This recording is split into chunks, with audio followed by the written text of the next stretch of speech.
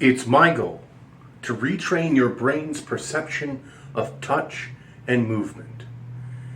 The way we go about doing this is we first need to start by realizing that pain is in your brain. It all starts within the central nervous system.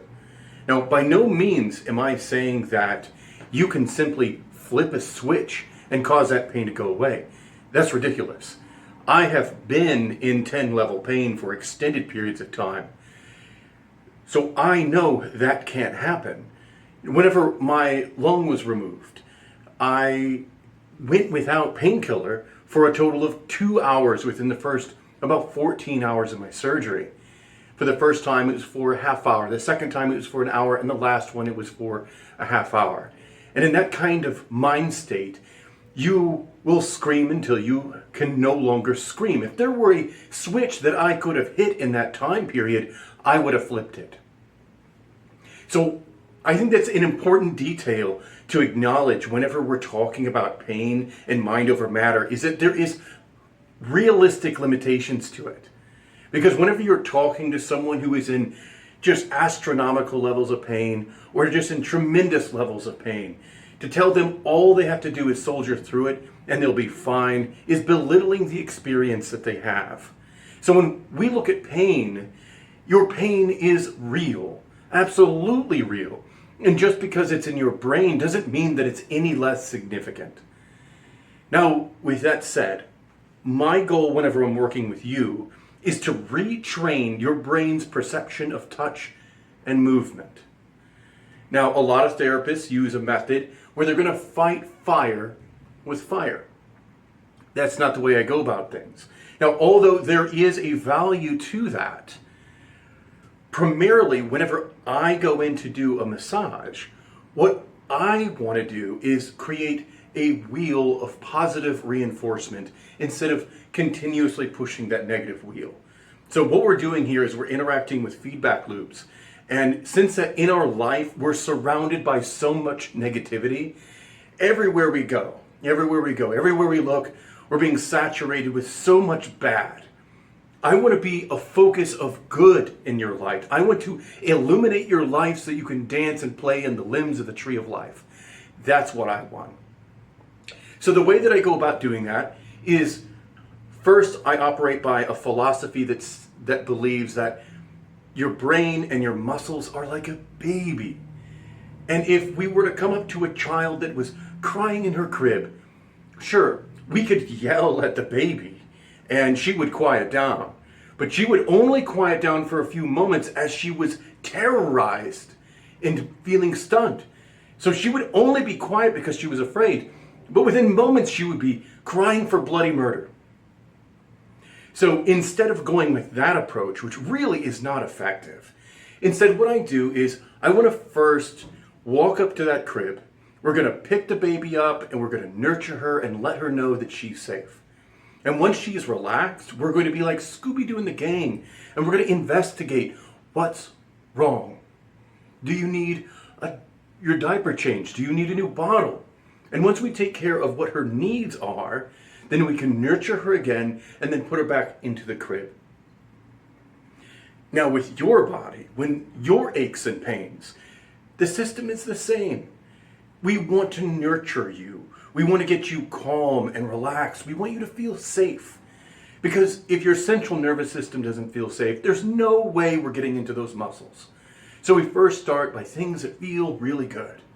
And sometimes it means that we'll start in an area that is not actually the area that's bothering you. You know, a lot of times when I'm talking to my clients, I say, if your neck or your arm is hurting, go to an area that isn't hurting. Massage that area. And the reason being is that anxiety magnifies our perception of pain. So if we can bring down that perception of pain, even just marginally, it allows us to cut down some of that additional pain that isn't a part of the problem. So we want to get that, we want to down-regulate your sympathetic nervous system and up-regulate your parasympathetic. We want you to be in a rest and digest mode instead of a fight or flight mode. Because whenever you do that, you relax, you're ready to go to sleep and your muscles ease. And if your muscles are tense, it doesn't matter how hard I press. we're not going to alleviate your muscles in the way that you need. We're not going to calm your central nervous system. If I'm having to push against muscles that are afraid, they're going to initiate a defense system. They're going to contract, and that creates armor. So I have to push even harder in order to push through those muscles. So instead of using a ridiculous amount of force that at the end of the day is going to make you hurt worse because you're going to be bruised, let's focus on getting you calm first. Let's make sure that you feel marvelous. Now, sure, you're still going to have that achy sensation in the back of your head saying, man, this really hurts, in terms of the area that is the focus. But if we can cut down some of that peripheral pain and get you just to settle down, there's a good possibility that instead of feeling it hurt everywhere, we can isolate it to the area that is specifically bothering you. So once we brought down that anxiety, now we can begin to dial in on that area. And just like the baby, we're trying to determine what it is that is bothering you. So I do corrective massage. And in corrective massage, I dial in on things. And usually in about 60 minutes, I'll work on 1 to 2 things. It is not a full body massage.